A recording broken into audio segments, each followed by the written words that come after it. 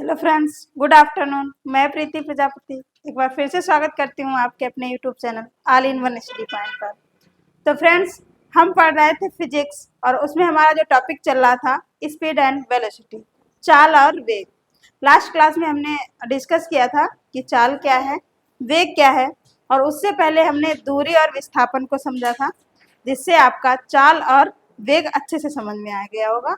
तो आज की क्लास में हम उसी के आगे कुछ जो आपके इम्पोर्टेंट पॉइंट है वो डिस्कस करेंगे, और साथ ही साथ गति के समीकरण, और गति के समीकरण के बाद में हम उन्हीं से बनते हैं जो क्वेश्चन आपके न्यूमेरिकल्स, वो भी आज की क्लास में डिस्कस करेंगे। यानी कि जो आपकी स्पीड एंड वेलोसिटी है, यहाँ से जितने भी मोस्ट इम्पॉर्टेंट क्वेश्चन बनते हैं वो मैं यहाँ पे लेके आई हूँ, वो आप आज है डिस्कस करेंगे। तो स्टार्ट करते हैं आज की क्लास। और आज की क्लास में हम पढ़ने वाले हैं स्पीड एंड वेलोसिटी से कुछ इंपॉर्टेंट पॉइंट और साथ ही साथ आपके गति के समीकरण। तो ये कल की क्लास में हमने पढ़ लिया था कि दूरी क्या है, किसी समय में चली गई पथ की लंबाई क्या होती है, दूरी कहलाती है, जो कि एक अदिश राशि है। दूरी कैसी राशि है? अदिश राशि है। और साथ ही साथ आपका जो है दूरी का मात्रक क्या हो जाएगा? दूरी का मात्रक मीटर हो जाएगा। और फिर हमने पढ़ा था डिस्प्लेसमेंट यानी विस्थापन, जो कि किसी समय में चले गई न्यूनतम दूरी। न्यूनतम दूरी को क्या कहते हैं? विस्थापन कहते हैं। या फिर हम कह सकते हैं कि प्रारंभिक बिंदु और अंतिम बिंदु के बीच की न्यूनतम दूरी क्या कहलाती है? विस्थापन कहलाती है। विस्थापन कैसी राशि है? सदिश राशि है, क्योंकि इसमें कोई ना कोई दिशा बताई जाती है कि किस दिशा में वो चल रहा है। जबकि अदिश राशि का मतलब है यहाँ पर सिर्फ परिमाण होता है, यानी संख्यात्मक मान दिया जाता है। कि जैसे कि आपको कुछ खरीदना है, मान लिया सेब खरीदने हैं, तो वहां पर हम कहते हैं कि 5 किलो या 6 किलो, जो भी है 6 किलोग्राम 5 किलोग्राम यानी 5 केजी 6 केजी। तो ये क्या है? ये है परिमाण। जबकि दिशा इसमें नहीं दी जाती है। सदिश राशि का मतलब है जिसमें दिशा और परिमाण दोनों हो, और अदिश राशि में सिर्फ और सिर्फ परिमाण होता है, दिशा नहीं होती है। तो विस्थापन जो है ये एक सदिश राशि है, इसमें दिशा का भी बोध कराया जाता है। ये हमने डिस्कस कर लिया था। विस्थापन शून्य भी हो सकता है, धनात्मक भी हो सकता है, और ऋणात्मक भी हो सकता है। जबकि दूरी क्या होती है? धनात्मक होती है। दूरी ना ही शून्य होगी और ना ही ऋणात्मक होगी, कुछ ना कुछ दूरी जरूर वहां पर चली जाएगी, तभी हम उसको दूरी कहेंगे। और उसके बाद में वहां पर ऋणात्मक भी दूरी नहीं मिलेगी आपको। आगे बात करते हैं। आगे भी हमने पढ़ लिया था चाल क्या है, कि एकांक समय में चली गई दूरी को क्या कहते हैं? चाल कहते हैं। और चाल बराबर आपने देखा था दूरी बटे समय।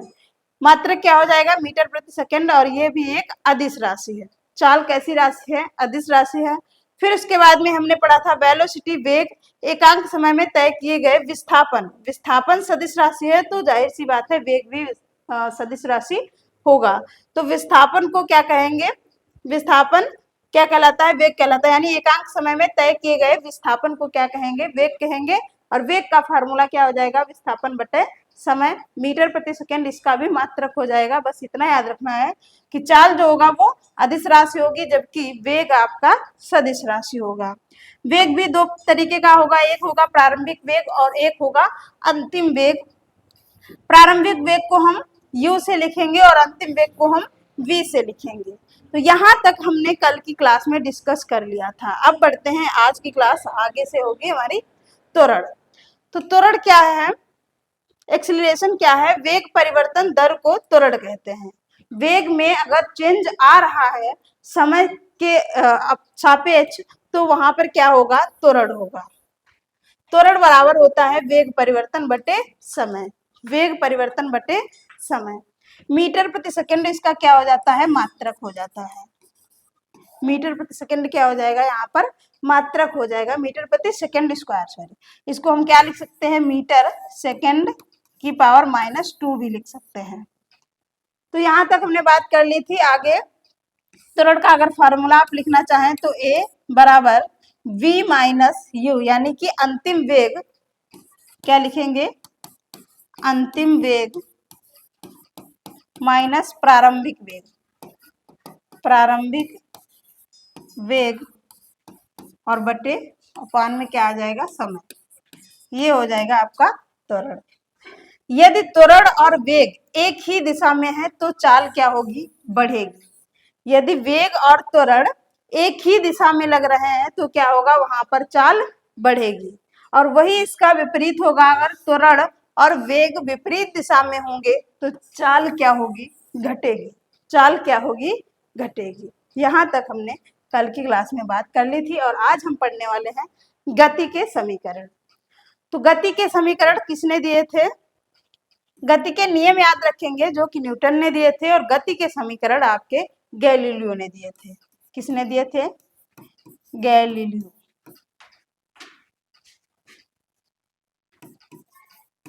गैलीलियो ने दिए थे। पहला समीकरण क्या हो जाता है, v बराबर u plus A T, v बराबर u प्लस ए टी। दूसरा होता है आपका s बराबर U T plus half A T square. ऐसे ही तीसरा है v स्क्वायर बराबर यू स्क्वायर प्लस 2as। यहाँ पर आप देखेंगे v क्या है, तो v हो जाएगा आपका अंतिम वेग, अंतिम वेग, अंतिम वेग। अगला है u, u क्या हो जाता है, प्रारंभिक वेग, प्रारंभिक वेग। अगला है आपका a, तो a क्या हो जाएगा, एक्सीलरेशन यानी कि त्वरण, त्वरण। और t आपका यहाँ पर क्या हो जाएगा, t हो जाएगा आपका टाइम यानी समय। और एक आता है आपका s, s यहाँ पर क्या है, तो s है डिस्प्लेसमेंट यानी कि विस्थापन, विस्थापन। तो ये तीन आपको समीकरण याद रखने हैं जो कि गति के समीकरण कहे जाते हैं। पहला जो आपका है वेग बराबर यानी कि जो आपका v बराबर u प्लस ए टी, ये किसको दिखाता है, ऐसे डायरेक्ट क्वेश्चन पूछ लिया जाता है कि ये जो पहला समीकरण है, गति का पहला समीकरण किससे संबंधित है या किसको प्रदर्शित करता है। तब यहाँ पर आप याद रखेंगे, याद रखने के लिए देखिए, पहला आपको अक्षर लेना है v। v क्या है, v जो है आपका अंतिम वेग, यहाँ पर हम समझेंगे वेग। तो वेग और लास्ट वाला प्रतीक लेना है t यानी समय। वेग और समय के बीच संबंध कौन बताता है, पहला समीकरण। पहला समीकरण किससे संबंधित है, वेग और समय से। v जो है यहाँ पर वेग है, t क्या है, समय है। तो वेग और समय से संबंधित है पहला समीकरण। दूसरे में आइए, दूसरा है आपका s, s क्या है यहाँ पर, विस्थापन, और इसी को कहते हैं स्थिति। क्या कहेंगे, स्थिति, स्थिति। तो दूसरा समीकरण किसको बताएगा, स्थिति, स्थिति। और लास्ट वाला लीजिएगा समय, स्थिति और समय। तो दूसरा समीकरण किसको, किससे संबंधित है, स्थिति और समय से।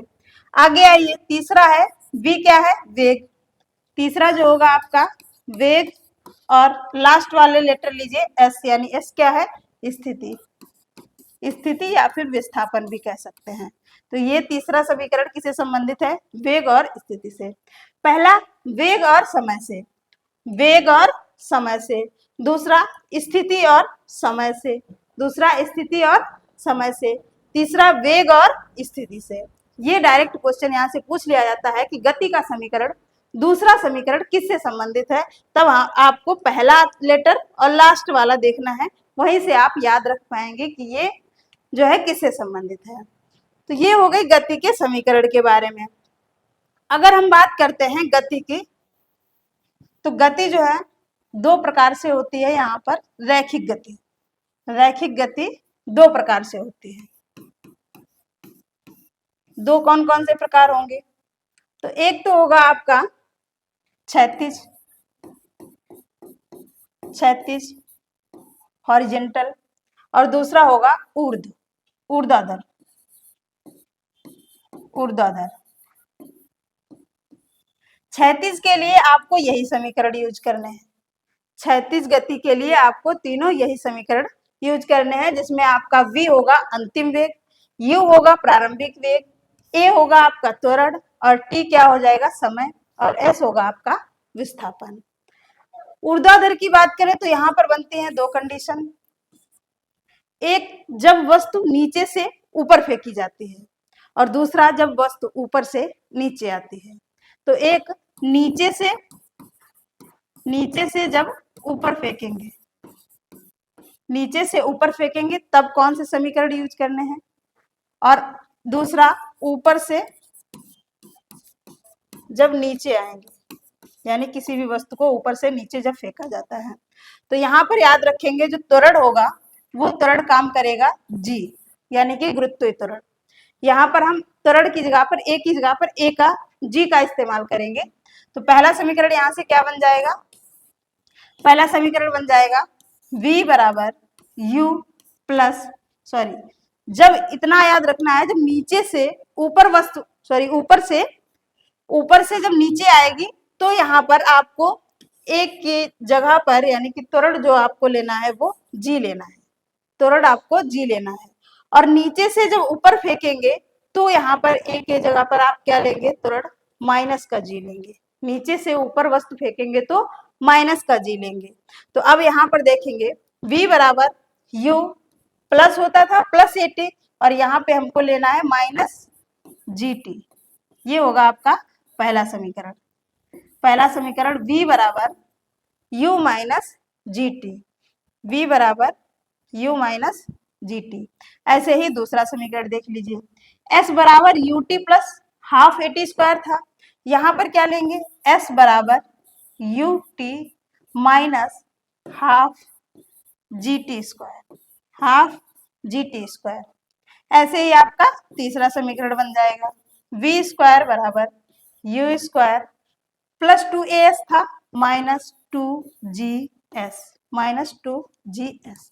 तो ये तीन समीकरण है जब वस्तु नीचे से ऊपर फेंकी जाएगी, नीचे से ऊपर फेंकी जाएगी तब हम इन समीकरणों का यूज करेंगे। और ऊपर के लिए, ऊपर से नीचे के लिए सेम ऐसे ही यही वाले समीकरण यूज करेंगे, परंतु यहाँ पर त्वरण का मान दिया जाएगा जब रैखिक होगा। यहाँ पर आपको त्वरण का मान क्या रखना है, जी का मान क्या रखना है, गुरुत्वीय त्वरण 10 मीटर प्रति सेकेंड स्क्वायर या फिर 9.8 मीटर प्रति सेकेंड स्क्वायर, 9.8 मीटर प्रति सेकेंड स्क्वायर। तो यहाँ पर आपके फार्मूले क्या बन जाएंगे, पहला बन जाएगा,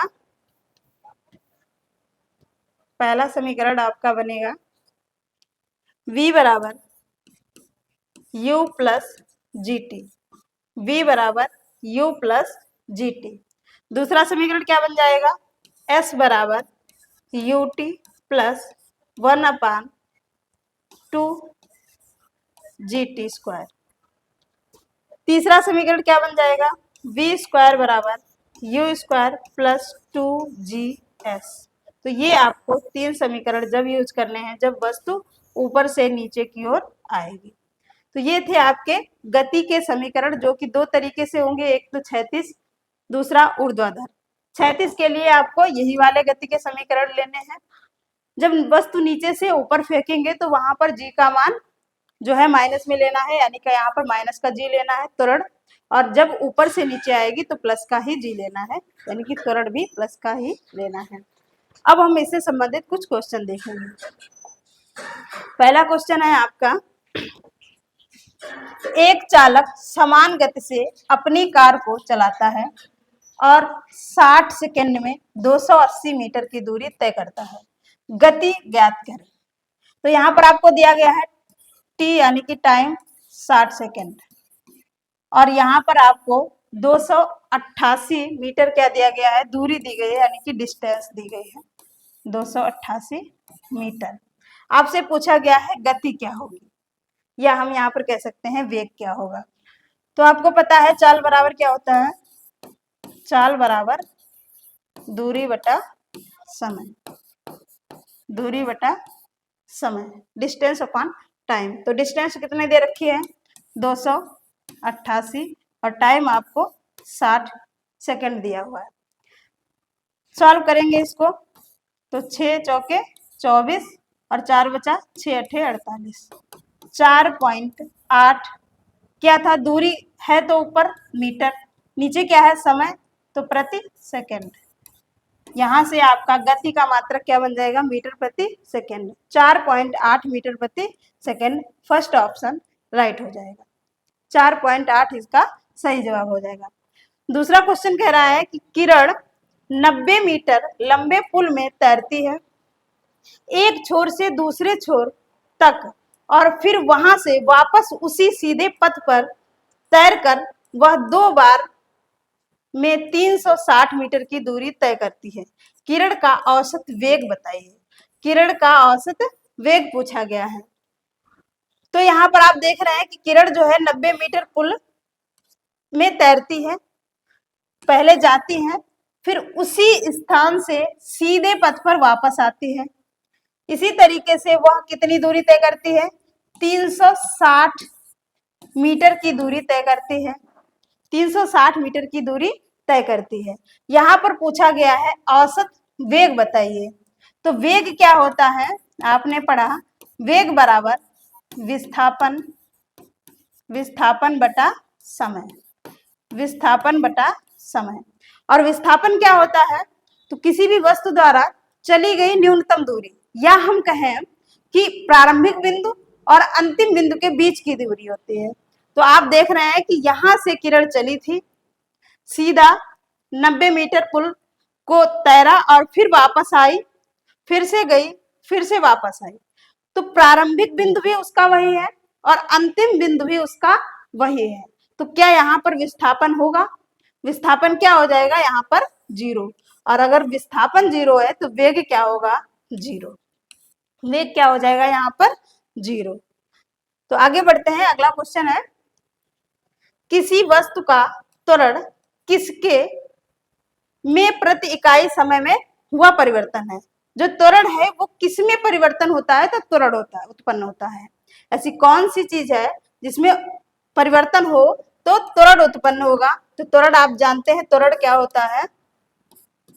त्वरण होता है वेग में परिवर्तन। समय के साथ वेग में परिवर्तन क्या कहलाता है? त्वरण कहलाता है। तो यहाँ पर आपका ए ऑप्शन सही हो जाएगा। आगे बात करते हैं। अगला क्वेश्चन है, समय के साथ किसी वस्तु का वेग दिखाने वाले ग्राफ को क्या कहा जाता है? समय के साथ वस्तु का वेग दिखाने वाले ग्राफ को क्या कहेंगे? वेग समय ग्राफ, वेग विस्थापन ग्राफ, वेग गति ग्राफ, वेग दूरी ग्राफ। तो जो है आपका वेग और समय ग्राफ, समय के साथ वेग दिखाने वाले को क्या कहेंगे? वेग समय ग्राफ। ए ऑप्शन यहाँ पर सही हो जाएगा। और यहां से हम ज्ञात कर सकते हैं त्वरण। वेग समय ग्राफ से हम त्वरण ज्ञात कर सकते हैं। ऐसे ही दूसरा याद रखना है विस्थापन समय ग्राफ, विस्थापन समय ग्राफ, विस्थापन समय ग्राफ से हम वेग ज्ञात कर सकते हैं।